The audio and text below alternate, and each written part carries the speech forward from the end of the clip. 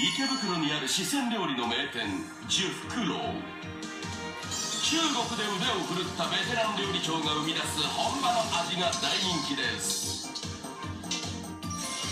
中でもお客さんのお目当ては粉で食べるマル秘焼肉。神戸から来たんですよ、わざわざ。またそんなお父さん行くね。美味しいぞ。そんなお客さんを虜にしているのがこれ。おお、これは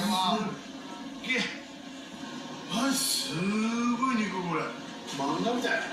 これ足の丸焼き、ラム肉。ラムだ。はい。いや、これすっげえな。これ食いしん坊だ。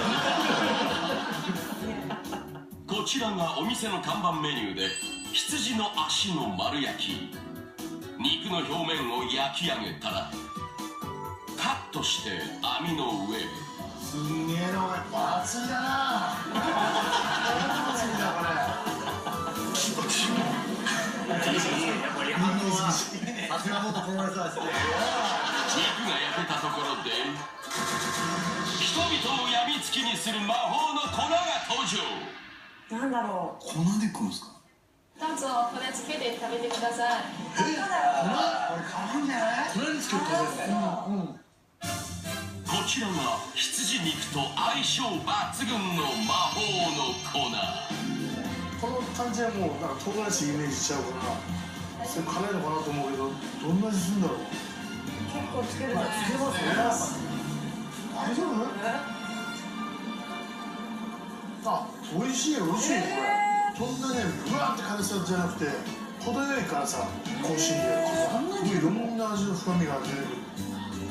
羊って臭みがあるからダメだっていう人多いと思うんだけど、これはそんな臭みとかないですね。で、何が入ってるんですか。これ見たらすぐわかる。唐辛子とバーとクミンと胡椒。あとでも言えるのはそこまで。そうですね。まだ入ってない、言えない。この粉の秘密が知りたくて他店の料理人がたびたび偵察に来るんだそうです。中華料理の人気店対決、続いては